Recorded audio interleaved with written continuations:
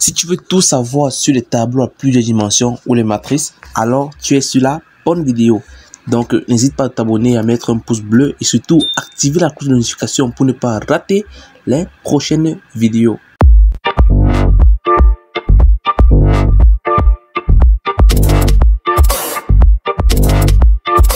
Salut à tous et bienvenue dans cette nouvelle vidéo consacrée au tableau aux matrices. Aujourd'hui nous allons voir tout ce qui concerne les matrices ou les tableaux, dont les petits contours, les petites retouches que certaines personnes ont souvent des difficultés. Nous allons détailler clairement ce qu'il faut faire. D'accord. Nous savons tous qu'un tableau est représenté sous forme de colonnes et lignes. Donc lorsque vous observez là, vous voyez là, ici vous voyez ce que j'ai coloré de différentes couleurs. Là c'est qui est la couleur uniforme ici. Là c'est voici une ligne, une ligne, une ligne, une ligne, une ligne. Donc ce tableau a 5 lignes et 3 colonnes. Donc voici une colonne ainsi, 2 colonnes, 3 colonnes. Donc ouais, j'ai essayé de différencier. Ne vous inquiétez pas, les couleurs là c'est juste pour vous expliquer comment ça marche. D'accord. Voyez, là nous avons un tableau. Ne regardez pas encore trop la déclaration du tableau, hein. Je vais vous expliquer comment ça marche. Regardez juste le tableau que j'ai dessiné. Nous avons un tableau de 5 lignes et 3 colonnes. Nous observons que en C, non, nous allons commencer d'abord par l'analyse des algorithmes, autant pour moi. En algorithme, le tableau est représenté comme ça. Ou bien lorsque vous allez tracer un tableau, si en mathématiques ou bien dans d'autres domaines, le tableau est comme ça. Si vous tracez un tableau, on va vous dire un tableau de 3 colonnes et 5 lignes. Voici comment vous allez tracer le tableau. Mais en C, voici comment le compilateur représente le tableau. Vous voyez un peu là, le compilateur représente le tableau ainsi dans la machine. Donc je vous explique maintenant comment est-ce que ça se passe. On vous demande de déclarer un tableau de 5 lignes et 3 colonnes. Vous mettez le type que vous avez vu là. D'accord, vous mettez le type, vous mettez maintenant le nom du tableau. Ici j'ai mis mon nom du tableau T. Vous mettez la taille, ici vous voyez que ce sont les lignes, la taille de la ligne, le nombre de lignes en fait.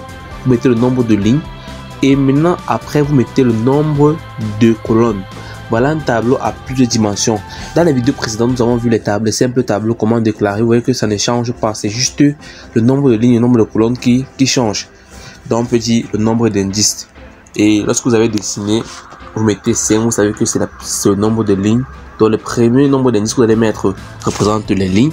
Le deuxième nombre d'indices que vous allez mettre représente les colonnes. D'accord. Nous venons maintenant en C. Ici vous voyez que ça fait combien? Calculons un peu. 5 lignes, 3 colonnes. 3 fois 5 font combien? 15.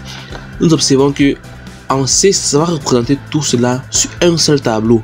Maintenant, les indices du tableau vont seulement augmenter. Ça va faire le nombre qu'on a trouvé. Voilà, le 3 fois 5, 15. Ça fait qu'il y aura 15 éléments dans un tableau. La taille du tableau serait 15. Au lieu d'avoir, on peut dire 5 tableaux. Donc, pour vous expliquer aussi, ceci là, c'est 5 tableaux de taille 3. Donc, quand j'explique ligne et colonne, c'est pour que vous compreniez facilement la nuance de la chose. Maintenant, vous voyez que ici, vous avez là, j'ai coloré toujours la même couleur que là. Vous avez la première case ou la première ligne du tableau, la deuxième ligne qui est là, la troisième ligne, la quatrième ligne et la cinquième ligne. Maintenant, nous savons tous, je vous ai expliqué dans la vidéo précédente que les indices en C ou dans la majorité des langages de programmation commencent à 0 et se terminent à n-1. Notre n ici c'est combien? C'est 15. On a fait 5 fois 3 qui font 15, ce qui fait que notre n ici vaut 15. Ça fait de 0 à 15, ce qui équivaut à 15 éléments, bien de taille 15. Désolé. Nous constatons aussi que là j'ai essayé de mentionner tous les différents numéros ou les indices du tableau. On voit que ça quitte de 0 à 14 comme je l'ai expliqué. Maintenant, vous voyez que j'ai représenté aussi là. Si on veut choisir la première case du tableau, si la première case qui est l'indice 0, on va l'appeler T00. T00 qui équivaut aussi à ce 1 là. Vous voyez un peu ça? C'est à T00. La deuxième case T01, T02. Donc on prend d'abord le T0 qui est la première case. C'est ici là.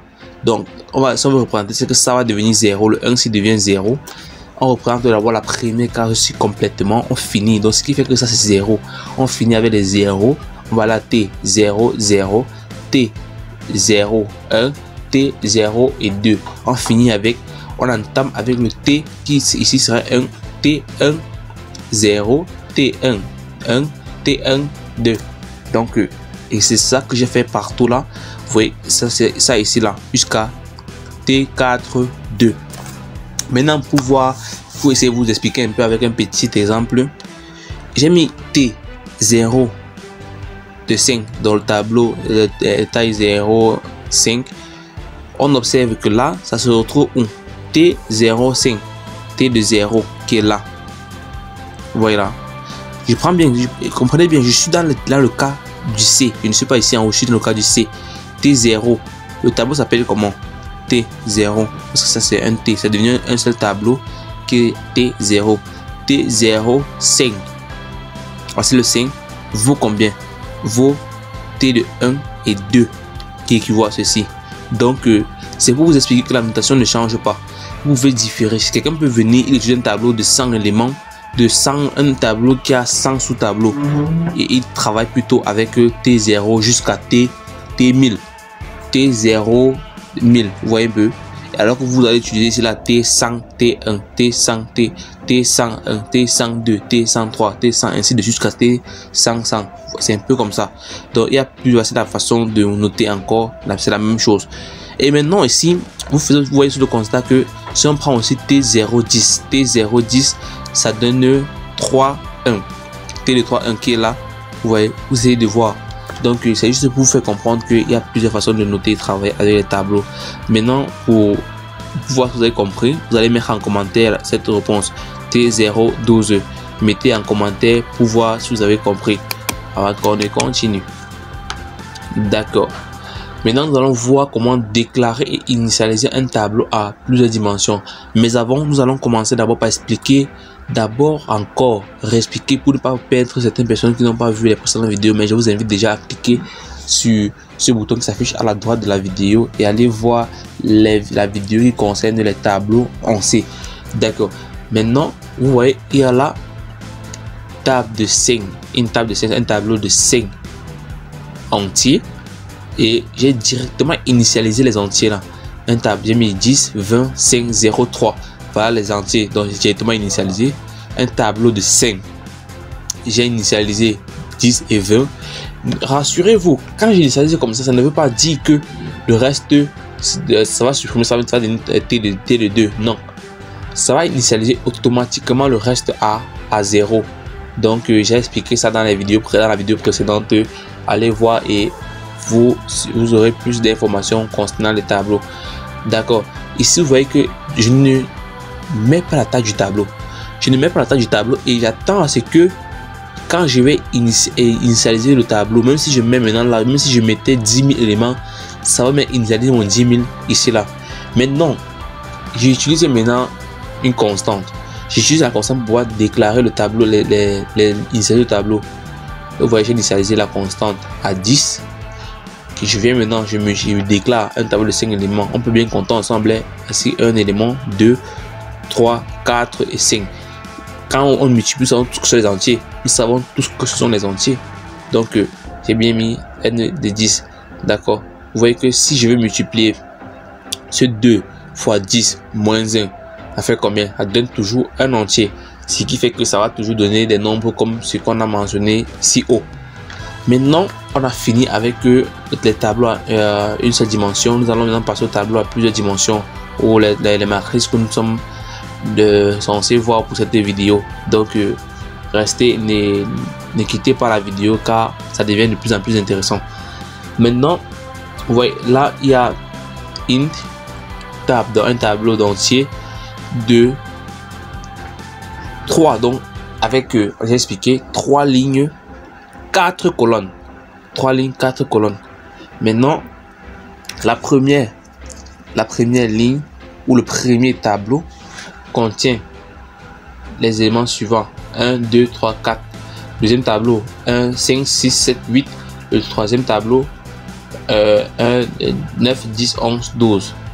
Maintenant, voici encore une autre façon. Vous voyez, là je déclare le premier tableau là, je déclare le deuxième tableau là, j'initialise autant pour moi, j'initialise le premier tableau, le deuxième et le troisième tableau. Et regardez bien comment j'ai fait mes crochets. J'ouvre le premier crochet comme ici pour montrer. Voilà les tableaux simplement que j'ai en train de vouloir initialiser.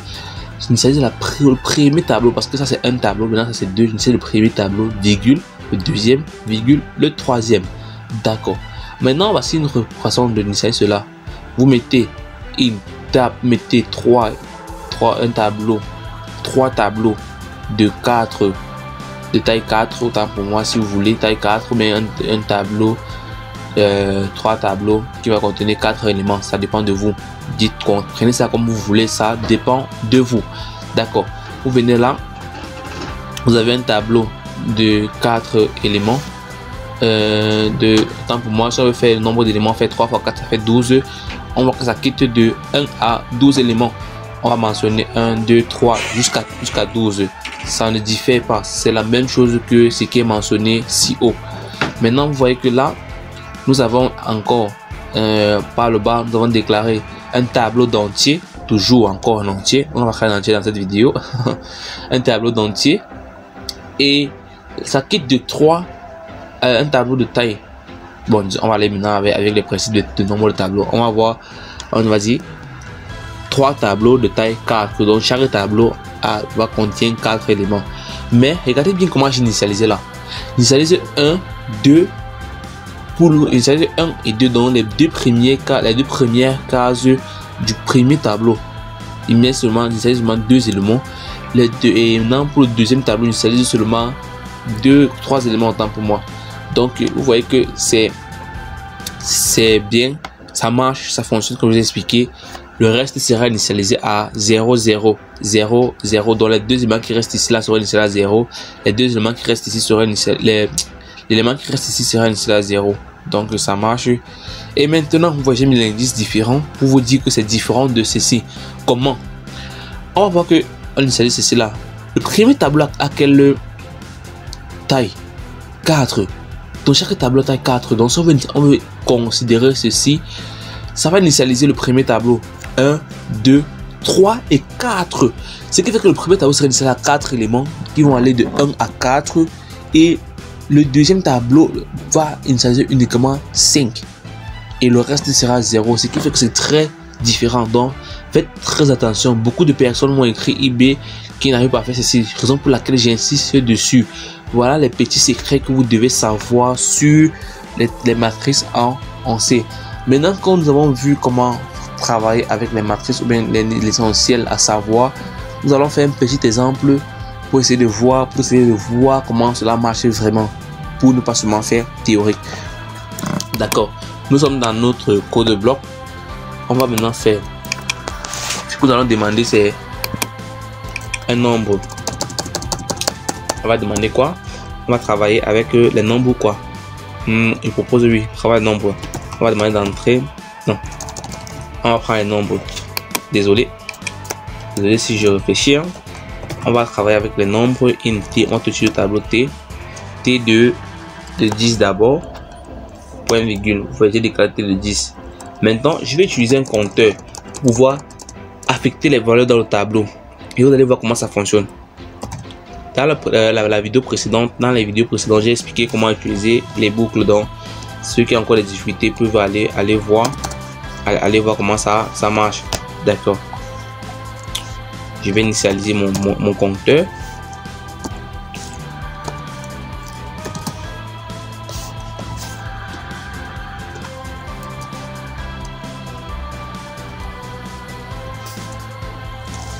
C'est 10 éléments, oui. 10 éléments. Et maintenant, on incrémente. Donc, c'est un peu ça.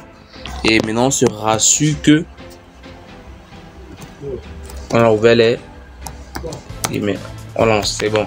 Maintenant, notre boucle est faite pour pouvoir initialiser. Donc, j'ai expliqué cela. Si vous ne comprenez pas, allez regarder les vidéos précédentes sur les tableaux. On va maintenant incrémenter tout cela à affecter les valeurs. On va aller de 1 à 10 simplement. 1 à 10, on ne souffre pas. T2, regardez bien comment je fais. T2, 0, j'affecte autant pour moi T de I. T de I, 8, j'affecte, disons I. Bien, c'est mieux de mettre I plus 1 pour que ça affecte les valeurs normales 1 à 10. Vous voyez. Et là maintenant, je vais utiliser encore une autre boucle qui va afficher. Je prends cette base pour que nous voyons comment ça fonctionne avec d'autres. On affiche juste T de I, printf, oui.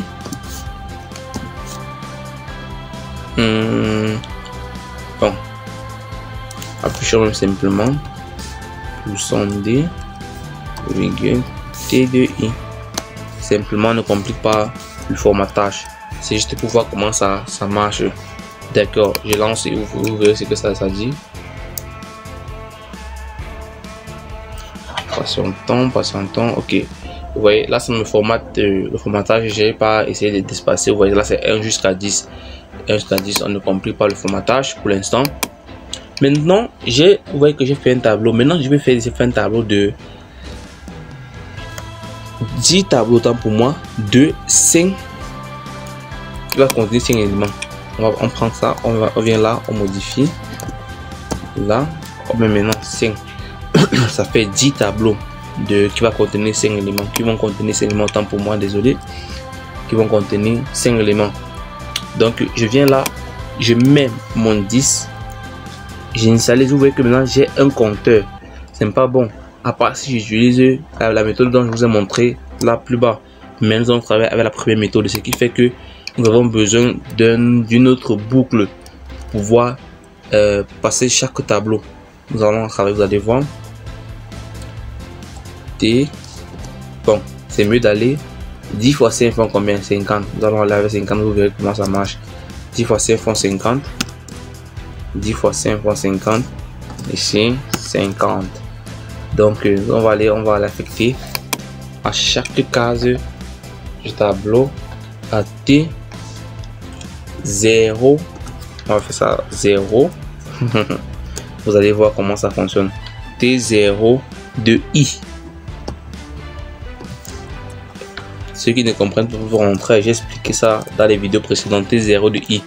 Et maintenant, ça va initialiser dans tout ça. Ça transforme un tableau sous forme linéaire et ça initialise le tableau avec les valeurs qui vont aller de 1 à 50. Et maintenant, là, j'affiche aussi de la même façon mon T0.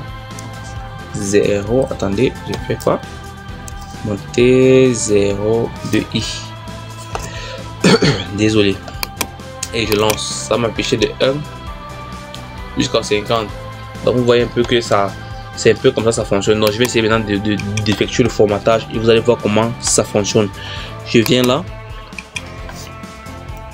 ici, je dis à chaque fois que j'entre dans la boucle, j'affiche et je pars la ligne autant pour moi, ensuite slash N, je pars la ligne. Vous voyez, là ça m'affiche de 1 à 50, vous voyez un peu, 1 à 50. Vous voyez que vous pouvez faire comme ça avec chaque élément. Je peux faire. J'affiche maintenant avec la méthode dont je vous ai fait par avoir la première méthode, la méthode la plus utilisée pour les tableaux en C ou les tableaux de plusieurs dimensions ou les matrices. Je vais remettre là de 1 à 10. Ok. Maintenant ici,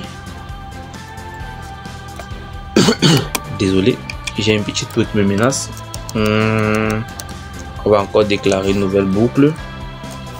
Attendez, je pense que j'ai fait ça. D'accord. Maintenant, nous allons plutôt initialiser un J. Un J. Et là, un J pour ça plus rapide. Et maintenant, nous allons travailler avec T de I et T de J. Vous allez voir comment ça fonctionne. À T de I, T de J. C'est très facile, très simple et très amusant même en utilisant. Vous voyez là, nous sommes à la première case du tableau. Du tableau 1. Tableau 1, c'est quoi? T de 1, T de 0 qui est ici, T de 0, 0. Vous voyez, je vous explique ça tout à l'heure, T0, 0. Si quelqu'un ne comprend pas, il peut rentrer dans la vidéo et essayer de comprendre vraiment les explications que j'ai faites tout à l'heure. T0, 1, 1. Il vient maintenant là, il met I plus 1, I plus 1, I plus 1, I plus 1, I plus 1, I plus 1, I plus 1. Vous voyez un peu. Et là maintenant, je suis en train d'affecter quoi. Regardez ce que j'affecte. Lorsque je vais passer le tableau, je passe le tableau à ici là, j'entre dans la boucle. Ceci va incrémenter à chaque fois. 1, 2, 3, 4. 1 va rester, vous voyez, 1 va rester. Le 0 aussi. Donc ça va afficher 1, 1, 1, 1, 1, 1. 5 fois avant de passer. Ce qui n'est pas bon. Donc, attendez, je vais afficher, vous allez voir. Je vais, attendez, fermer ceci. Vous allez voir comment ça va afficher 1, 1, 1 avant de sauter partir à 2, 2, 2. Regardez, observez. On va observer, vous allez voir. Vous voyez, 1, 1, 1, 2, 2, 2, 3, 3, 4, 4, 4. Donc, ce qui fait que ce n'est pas bon. On vient maintenant là. On va utiliser quoi? La personne qui a trouvé, mais en description, je vois plus 1. Vous voyez que à chaque fois, maintenant, nous allons passer à J. On fait 1, 2, 3, 4, 5, 6, 7, 8 à 5. Quand ça va revenir, n'est-ce pas, ça va recommencer? Oui. Et observez encore. 1, 2, 3, 4, 5. 1, 2, 3, 4, 5. 1, 2, 3, 4, 5. 1, 2, 3, 4, 5. 1, 2, 3, 4, 5. 1, 2, 3, 4, 5. Maintenant, on va utiliser maintenant un compteur qui va aller de 1 à 5. On peut déclarer là. On va utiliser un int. On va utiliser, disons, n qui va aller, qui est à 0. Disons, oui, 0. Point qu'on a initialisé. À chaque fois, on fait n plus 1 qu'on affecte. Et là,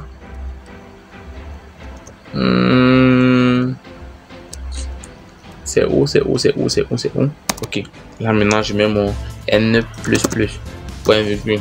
Observez maintenant ce qui se passe. J'ai fait une erreur où? Bon, patientez. Bon, j'ai fait une erreur là. Au lieu de partir, je suis parti à 10. Au lieu de partir à 5. À 5, ce qui fait que ça ne marchait pas. À 5, vous voyez un peu. Et là, je pars à 50. Il va afficher de la même façon. Vous voyez, là, maintenant ça fonctionne. 1, 2, 3, 4, 5, 6, 7, 8, 9, jusqu'à 50. On va voir ça jusqu'à 50. Vous voyez, là ça fonctionne. Donc, voici la procédure. Vous initialisez une variable qui va contenir, qui va faire un compteur et vous incrémentez à chaque fois. Donc, à chacun de voir sa méthode qu'il va utiliser. À chacun de vous savoir ce qui est plus facile, ce qui est plus bien. Vous voyez que, regardez comment j'affiche ici. Une seule ligne, une seule boucle et le tour à jouer. Et lorsque j'ai fait l'opération tout à l'heure, je n'ai pas besoin d'une autre variable. Donc, observez bien. Il faut regarder ce qui est bien, ce qui est aisé pour vous. Et surtout, n'hésitez pas à vous abonner et à cliquer sur la cloche de notification pour ne pas rater les prochaines vidéos, car on continue. On va toujours augmenter avec le niveau jusqu'à atteindre un niveau expert en programmation. N'hésitez pas aussi à visiter d'autres playlists parce qu'il y a d'autres pour le langage de programmation qui sont faits. N'hésitez pas à regarder vraiment la chaîne DevNet pour vous améliorer en programmation. Merci, c'était Benil de Diochou.